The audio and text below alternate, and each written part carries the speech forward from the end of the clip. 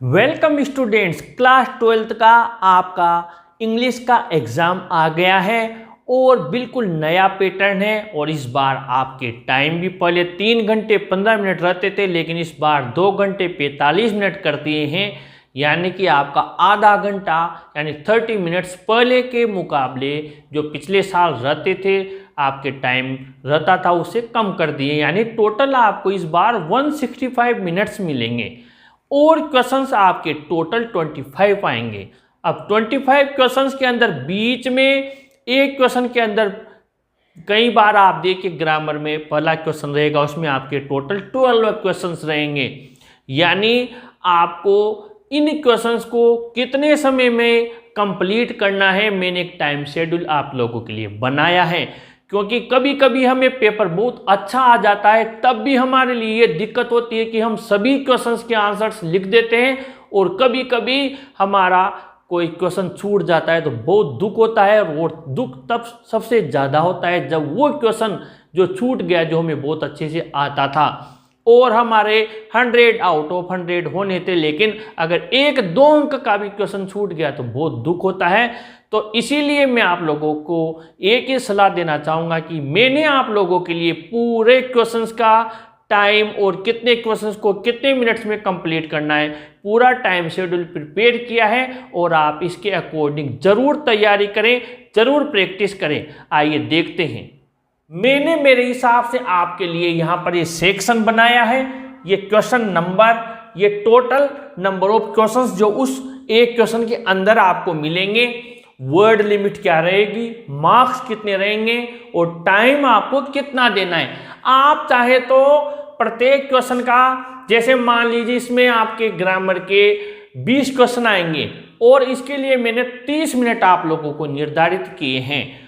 अगर आप चाहें तो आपके पास मॉडल पेपर्स खूब सारे हैं, आप एक बार जैसे ये 20 क्वेश्चंस है तो इनको फिल करके देखें आप कितना टाइम देखें कितने टाइम में आप इनको कंप्लीट करते हैं। इससे आपको आइडिया हो जाएगा, क्योंकि इंग्लिश का पेपर है और विदेशी भाषा है, कई सारी चीज़ें हमें सोचनी पड़ती है जो हमें याद नहीं होती है, क्योंकि हमें इसका ट्रांसलेशन करना पड़ता है हिंदी से इंग्लिश में, इसलिए आपको थोड़ा इसमें टाइम ज़्यादा लगता है। तो आप पहले से तैयारी कर लें।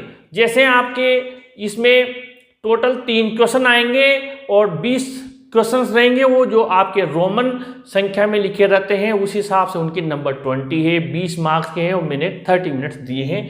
बी सेक्शन में आपके क्वेश्चन नंबर 4 और 5 दो रहेंगे, ये दोनों आपके अनसीन पैसेज हैं और इसमें आपके दोनों पैसेजेस के मिलाकर आपके टोटल 10 क्वेश्चंस रहेंगे।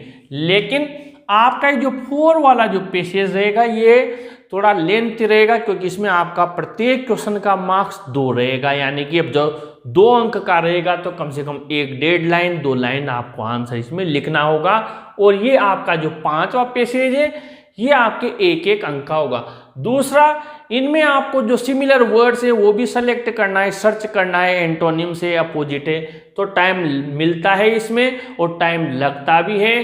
15 मार्क्स के हैं और ये पास होने की गारंटी माने जाते हैं पैसेज। इसलिए मैंने आपको इसमें खूब समय दिया है, 40 मिनट दिए हैं। आप चाहें तो एक पैसेज को बड़ी तसल्ली से 20 मिनट में करें, क्योंकि ये वीक और इंटेलिजेंट दोनों के लिए बहुत बड़ी चीज़, इसलिए मैंने आपको फुल टाइम दिया है 40 मिनट। आप चाहें तो प्रैक्टिस करके देख लें, इससे ज़्यादा टाइम नहीं लगेगा। फिर सी सेक्शन में 6 से 10 तक आपके क्वेश्चन नंबर हैं। टोटल आपके 5 क्वेश्चन है, नंबर ऑफ क्वेश्चंस भी 5 ही है और टोटल क्वेश्चंस भी 5 ही है। वर्ड लिमिट आपके 20 शब्दों में लिखना है, यानी कम से कम 2 लाइन लिखनी है। 1-1 अंक का एक क्वेश्चन रहेगा, टोटल 5 क्वेश्चंस आएंगे 5 अंक के। और मैंने अब 1 लाइन को लिखने में 1 मिनट लगता है तो 2 लाइन को 2 मिनट मान लीजिए। किसी में हो सकता है 1-1.5 लाइन ही आए, किसी में 2.5 लाइन आए, ऐसे करके 10 मिनट मैंने 5 क्वेश्चन के दिए। आराम से 2 मिनट में एक क्वेश्चन हम आंसर लिख देंगे। अब सी सेक्शन में 11 से 18 तक यही सबसे खतरनाक चीज़ है बच्चों के लिए, क्योंकि ये जो दोनों पार्ट हैं आपकी 11 से 18 और 19 से 22, ये फुल क्वेश्चन आंसर से दोनों बुक्स के। और इनमें आपको कोई क्वेश्चन हो सकता है हमने पढ़ा है लेकिन कम ध्यान है, कोई क्वेश्चन बढ़िया ध्यान है, ऐसे मिक्स करके आपके एक तो 2-2 अंक के इसमें 11 से 18 तक टोटल 8 क्वेश्चन आएंगे।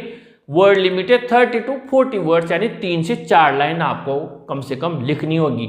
अब आप देख लीजिए 4 लाइन लिखनी है तो 8 क्वेश्चन में कम से कम आपको 30-32 लाइन लिखनी होगी और मार्क्स है 16, यानी एक क्वेश्चन 2 अंक का है और टाइम मैंने दिया 25। अब आप देख लीजिए 8 मिनट का आपके 8 क्वेश्चन है टोटल और 30 से 40 वर्ड लिमिट है। तो एक लाइन को अगर हम 1 मिनट में लिखें तो 3 लाइन को 3 मिनट में लिखा तो 8 या 24 होता है। मैंने 25 मिनट दिए, कोई दिक्कत नहीं है, 1-2 मिनट ज़्यादा भी निकल जाए तो हमारे पेसेज में मिनट्स बच सकते हैं, तो वहाँ से हम काम में लेंगे। ये ऐसा नहीं मानना है कि 2 मिनट ज़्यादा निकल गए, हमें क्वेश्चन का आंसर पूरा लिखकर आना है। उसके बाद में 19 से 22 में आगे बढ़ते हैं हम। टोटल क्वेश्चन है 4, वर्ड लिमिट है 60 से 80 वर्ड्स, यानी लॉन्ग आंसर टाइप क्वेश्चन हैं जो आपको 8-10 लाइन में लिखकर आने हैं। इनके 12 मार्क्स हैं, यानी कि एक क्वेश्चन 3 अंक का है।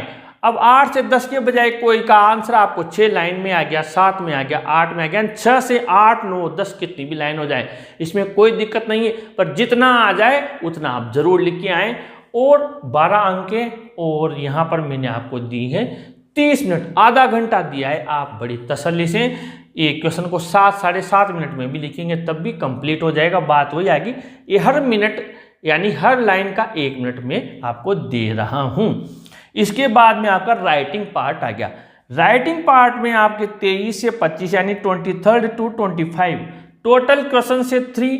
अब इसमें आपको जो एडवर्टाइजमेंट आता है, यानी कि आपको खोया पाया, लोस्ट फाउंड का, या फिर कोई टू लेट एडवर्टाइजमेंट में फॉर सेल ऐसा आ गया तो उसमें तो ज़्यादा वर्ड लिमिट रहती नहीं है, 3-4-5 लाइन में कंप्लीट हो जाता है। जैसे नोटिस आ गया। लेकिन जो आपके लेटर है, चाहे फॉर्मल लेटर है, चाहे बिजनेस लेटर है, या फिर एप्लीकेशन फॉर अ जॉब है, उसमें तो आपको टाइम लगता है और इसीलिए मैंने इन तीनों के मिलाकर आपको 30 मिनट्स दिए। यानी कि आपको मान लीजिए नोटिस बनाया आपने 5 से 7 मिनट में बना दिया तो 3 मिनट इसके बच गए। अब आपके पास में 23 मिनट या 22 मिनट बच गए, तो अब आपको क्या करना है, लेटर और रिपोर्ट बढ़िया लिख कर आनी है और ये भी शानदार बना के आना है। आपको कोई दिक्कत नहीं है, आप आराम से इन चीज़ों को कंप्लीट कर सकते हैं। फिर भी अगर आपको कोई दिक्कत है तो आप कमेंट बॉक्स में लिखिए। एक बार इनकी प्रैक्टिस आपके जो आपके पास में डेस्क वर्क है या जो भी मॉडल पेपर है, आप उनको प्रत्येक पार्ट्स को सोल्व करें और टाइम नोट करें।